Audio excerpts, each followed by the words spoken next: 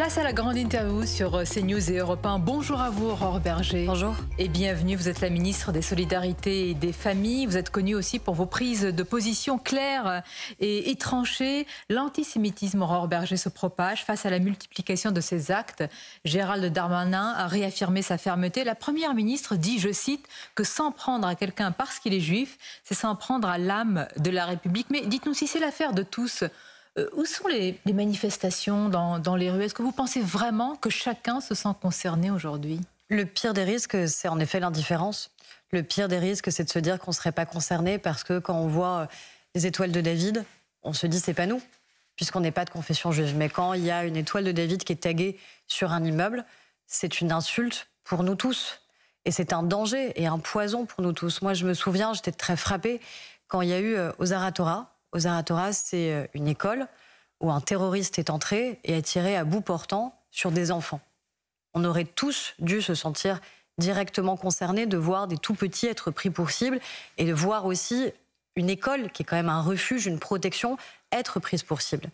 Et je crois qu'on ne s'est pas sentis, tous, collectivement, suffisamment concernés, parce que ça a ciblé délibérément une partie de la population qui était de confession juive. Vous craignez que c'est encore le cas aujourd'hui, qu'il y ait une forme d'indifférence, qu'on se dise, eh écoutez, ça concerne les Français juifs, donc ça ne nous concerne pas, la menace ne nous concerne pas autant? En fait, la menace, elle nous concerne tous. Le poison de l'antisémitisme, il nous concerne tous. Et on ne peut pas laisser les seuls Français juifs être en première ligne. Et c'est une inquiétude grandissante au sein de la communauté juive. Ils savent évidemment l'engagement de l'État, ils savent l'engagement des policiers, des gendarmes, ils savent la sécurisation des lieux, des écoles.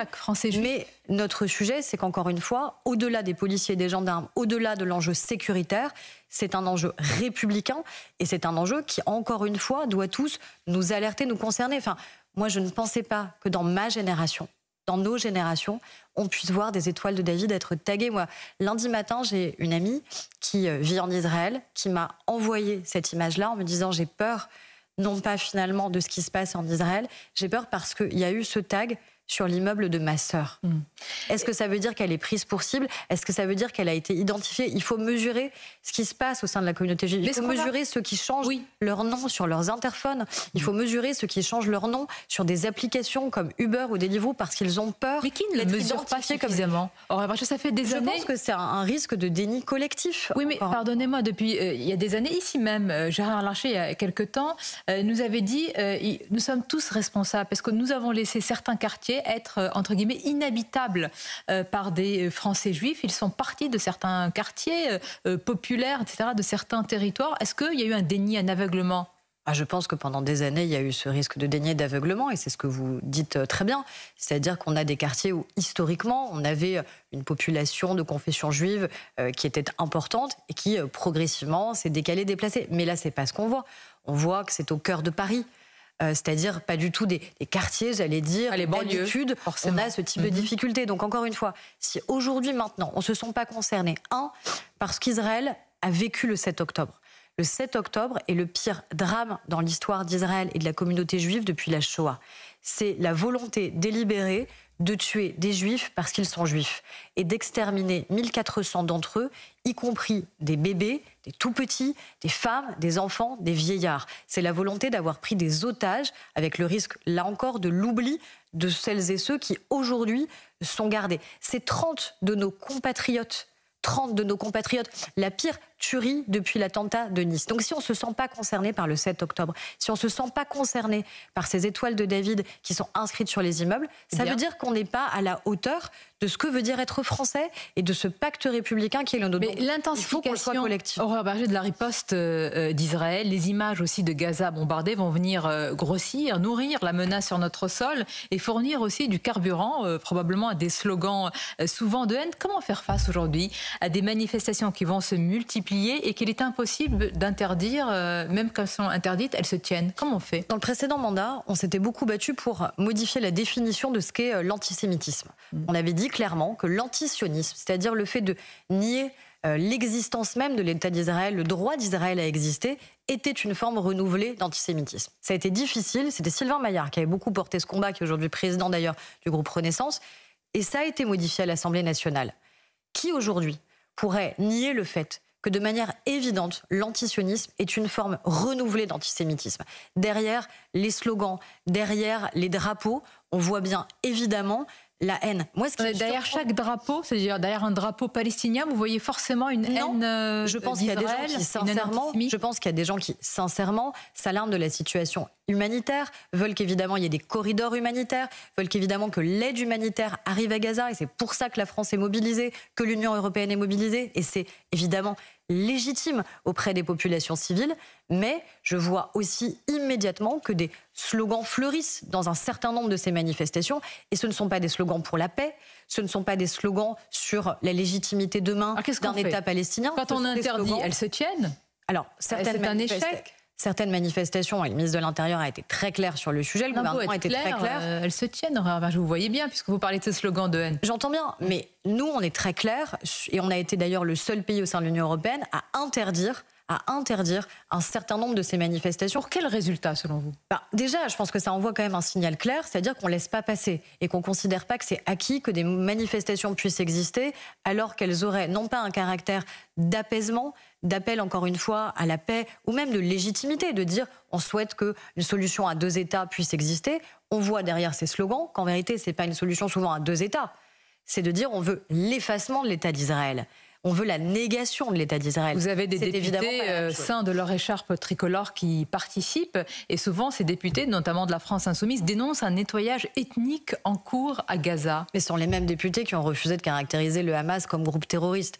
Donc ils ont quand même pour moi peu de crédit, honnêtement, sur ce qu'ils disent. Et c'est pas un hasard, évidemment, de les retrouver dans ces manifestations-là. Ils ont fait un choix très clair au sein de la France insoumise depuis le début de ce conflit, depuis le début des attaques terroristes qui, encore une fois, ont fait 1400 morts du côté israélien, et avec des gens qui ont été délibérément ciblés. Et je crois que voilà, on voit bien ce qu'ils essayent de flatter comme bas instinct dans notre pays. Et c'est ça qui est dangereux, parce que quand vous avez des hommes et des femmes politiques... Évidemment. Parce qu'hier, à cette même place, le député Renaissance, Carl Olive, nous a dit Jean-Luc Mélenchon est dangereux pour la société, et donc il faut le fichier S. Ça, je ne sais pas s'il faut le fichier S. Il est de votre parti, de votre camp. Je comprends ce qu'il dit quand il dénonce la dangerosité, et on le vit à l'Assemblée nationale. Dangereux pour la société. C'est-à-dire qu'on n'est plus à parler de l'arc républicain. C'est-à-dire qu'il considère que cet individu est dangereux. Mais quand vous avez refusé de caractériser le Hamas de groupe terroriste, quand vous avez refusé de caractériser le fait que 1400 civils ont été délibérément ciblés et assassinés, exécutés. J'ai moi-même vécu une polémique il y a 48 heures. Parce qu'on a un secouriste israélien qui avait dénoncé une nouvelle gradation dans l'horreur, qui était, je suis désolée de le dire comme ça, mais parce que malheureusement c'est ce qui s'est passé en Israël. Vous savez qu'il y a des tout-petits, des enfants qui ont été décapités, et il dit on a même retrouvé un petit bébé placé dans un four et qui a été brûlé. Je me suis dit, je vais le relayer parce que je pense qu'on a besoin à un moment de mettre des mots sur l'horreur absolue qui s'est passée. Et là, je vois immédiatement des gens qui disent ça a été démenti, etc. Ça n'a pas été démenti du tout. On a même hier le porte-parole de l'armée israélienne qui s'est rendu sur place et qui l'a dit, j'ai ces propos-là, dit je viens de voir moi-même, je tenais à voir moi-même des personnes décapitées, également des bébés.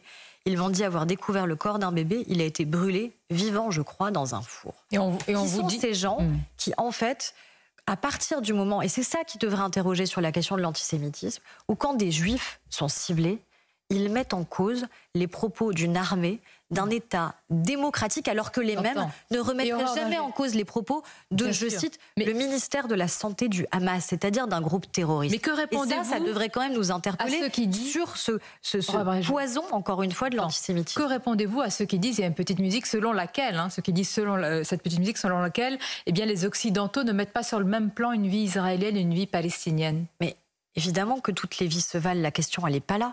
La question, c'est juste qu'à un moment, vous avez une différence fondamentale entre un groupe terroriste, islamiste, qui représente une menace, non pas juste pour Israël, mais qui représente une menace comme n'importe quel groupe terroriste islamiste pour l'ensemble des démocraties, et en face, une démocratie. Ça ne veut pas dire qu'on doive considérer que tout ce qui est fait par le gouvernement israélien ne mérite pas à la fois de la polémique, ne mérite pas de la contestation, ne mérite pas du débat, comme pour n'importe quel État démocratique. Mais vous ne pouvez pas intellectuellement placer sur le même plan un groupe terroriste et un État démocratique qui est un État ami et allié de la France. Encore une fois, il y a 30 Français qui sont morts. Si ça s'était passé dans un autre État au monde, En vérité, personne n'aurait remis en cause les faits. Parce que ça se passe en Israël, si Jean-Luc certains remettent en Mélenchon cause les faits. est considéré, vous l'avez dit vous-même, comme un danger, et comme l'a dit hier Carl Olive, c'est de moins en moins le cas pour Marine Le Pen, à en croire en tous les cas les sondages. Marine Le Pen, elle a déclaré ici même à votre place qu'elle était le rempart aujourd'hui, justement, le bouclier de protection des Français juifs. C'est le cas ? C'est, je pense, évidemment pas le cas, mais je pense que l'opportunité aujourd'hui, je pense que l'opportunité lui est donnée, notamment grâce aux outrances de l'extrême gauche, de faire à peu de cas, espérer faire oublier l'histoire qui est la sienne. La sienne ou celle de son père ? Oui, mais elle en est l'héritière. Elle est l'héritière non pas juste du nom, elle est l'héritière du parti, elle est l'héritière de ses cadres. Est-ce qu'elle a est-ce qu'elle a tenu un propos antisémite ? Je ne crois pas qu'elle ait tenu elle-même de propos antisémites, mais je me souviens d'images d'elle, il n'y a pas si longtemps, en Autriche, à des bals avec des néo-nazis. Je suis désolée, il y a peu d'hommes et de femmes politiques qui se rendent à des bals avec des néo-nazis. Donc, à un moment, est-ce que ça veut dire qu'elle a polissé son discours ? Oui. Est-ce que ça veut dire pour autant qu'il n'y a pas le risque du poison derrière de ce qu'a été, encore une fois, le Front National et de ce que sont restés beaucoup de cadres du Rassemblement National qui n'ont jamais vraiment nié cette histoire-là, qui ont appartenu au Front National. Elle flirte avec les 30% dans les intentions de vote de sondage, c'est-à-dire que quand même une proportion importante de Français seraient capables de voter pour quelqu'un apparemment qui est encore attaché à une histoire antisémite. Je crois qu'encore une fois, notre responsabilité, c'est que personne n'oublie l'histoire politique. Parce qu'à un moment, l'histoire politique, elle dit quand même beaucoup de ce que nous sommes. Elle est montée pendant les 2 quinquennats d'Emmanuel Macron. Je pense surtout que nous, on a été un rempart au fait qu'elle n'arrive pas au pouvoir. Parce que si ça avait été un autre candidat qu'Emmanuel Macron, est-ce que le second tour aurait eu la même issue ? Je crois qu'il a surtout été élu et qu'il a été réélu. Donc ça veut dire que par 2 fois, il a été un rempart empêchant l'extrême droite d'arriver au pouvoir dans notre pays. Vous êtes sûr que ce n'est pas une partenaire pour vous ? Parce qu'elle a aussi déclaré, Marine Le Pen, que si, par exemple, dans le projet de loi immigration, l'article 3, le fameux article 3 a été retiré, supprimé, elle voterait le projet de loi. Écoutez, à un moment, on a un projet de loi. Allié de circonstance ? Non, il n'y a pas d'allié de circonstance parce qu'on n'a jamais été rechercher, évidemment, les voix du Rassemblement National. Vous n'allez pas les refuser, vous avez besoin d'une majorité. Oui, ceux qui votent le plus souvent avec l'extrême droite, motion de censure après motion de censure, c'est donc pas la majorité. C'est de manière très claire l'extrême gauche qui là n'a aucun problème et aucun examen de conscience sur le fait qu'encore une fois il s'allie, il s'associe. Donc Jean-Luc Mélenchon marche-pied de Marine Le Pen ? Mais je pense que l'objectif de Jean-Luc Mélenchon est de se retrouver en 2027 en tête-à-tête face à Marine Le Pen. D'ailleurs, s'il y avait ce tête-à-tête, vous, pour qui voteriez-vous ? Mais je fais en sorte surtout que ce tête-à-tête n'existe pas. D'accord. Mais vous m'avez amené la question. Non, parce que moi, je suis membre du gouvernement. Oui, et ma responsabilité, c'est surtout qu'on réussisse. Le meilleur rempart face à l'extrême droite, c'est la réussite de la politique que l'on mène sur la question du travail, sur la lutte contre les inégalités, sur la question de la protection des familles, sur les enjeux environnementaux. Mais votre non-réponse en dit long s'il y avait ce duel. Et parce que le simple fait de vous répondre veut dire que j'accrédite l'idée que ce duel puisse exister. Ce duel ne doit pas pouvoir exister. C'est pas parce que Jean-Luc Mélenchon ou Marine Le Pen le souhaitent que c'est souhaitable pour le pays. C'est évidemment l'inverse. Dans l'actualité, Aurore Berger, l'annonce d'Emmanuel Macron de graver dans notre Constitution la liberté des femmes à disposer de leur corps, à recourir à l'IVG. Alors cette annonce a été saluée par notamment l'insoumise Mathilde Panot, qui a aussi salué sa propre victoire, ou la victoire des insoumis qui ont porté ce sujet au Parlement. C'est le cas ? Il faut partager cette victoire avec eux ? On peut refaire juste un petit peu l'histoire. L'histoire, c'est que moi, j'ai été élue présidente du groupe Renaissance et que la première décision de mon groupe, avec la majorité présidentielle, a été de porter une proposition de loi constitutionnelle pour faire en sorte qu'encore une fois, l'IVG soit définitivement protégée dans notre pays, qui a un caractère irréversible en l'inscrivant dans la Constitution, considérant que parce qu'aujourd'hui, il y a une majorité pour le voter, il faut évidemment pas attendre que ce soit plus le cas pour pouvoir le faire. Et c'est notamment malheureusement ce qui s'est passé aux États-Unis. Décision de la Cour suprême américaine, où aujourd'hui des femmes risquent la prison pour avoir eu accès et recours à l'IVG. Donc c'est une formidable nouvelle surtout de protection des femmes et de liberté des femmes. Vous en avez la paternité, si je puis dire. En tout cas, elle est collective au sein de la majorité. Bon. Tant mieux, encore une fois, si d'autres personnes nous rejoignent. Ça a été le cas au Sénat. Je pense à Laurence Rossignol, je pense à Mélanie Vogel. Et je pense qu'il faut qu'on continue ce combat ensemble, évidemment. Une dernière question sur l'un de vos sujets d'importance dans votre portefeuille, sujet ô combien important pour le pays et évidemment son futur, c'est la natalité. Quand on voit les chiffres, d'ailleurs depuis des années, Aurore Berger, c'est édifiant. Quelles sont vos propositions dans ce domaine ? Est-ce qu'il peut y avoir un sursaut, un électrochoc ? Moi, ce qui me concerne le plus, c'est de voir qu'on a aujourd'hui un écart grandissant entre le désir d'enfant, qui est quand on l'a, je pense sans doute, quelque chose qui est la plus intime, le plus puissant qu'on ait, qui est environ à 2,4 enfants par couple, et la réalisation, le nombre d'enfants qu'on a effectivement, qui est plutôt à 1,7, 1,8. Donc ça veut dire qu'il y a un écart grandissant entre ce qu'on voudrait au plus profond de soi et ce qui est possible. Et c'est ça qu'on doit corriger. C'est comment on a une politique familiale qui accompagne, qui soutient toutes les familles, de manière à faire en sorte que quand on souhaite avoir des enfants, on puisse le faire en France. Le premier frein que nous disent les familles, c'est la question de la garde d'enfants. C'est l'angoisse de se dire, et si demain j'ai un enfant, comment je fais concrètement pour organiser ma vie? Et donc c'est ça qu'on fait. On crée un service public de la petite enfance, notamment sur ce sujet, pour garantir de lever les freins. Il y a des freins aussi, des tabous qui existent, la question de l'infertilité, qui malheureusement croît dans notre pays, avec beaucoup de gens qui sont totalement déstabilisés, désarçonnés, qui ne savent pas vraiment à qui en parler, comment être accompagnés. Et c'est là-dessus aussi qu'on travaille avec le ministre de la Santé.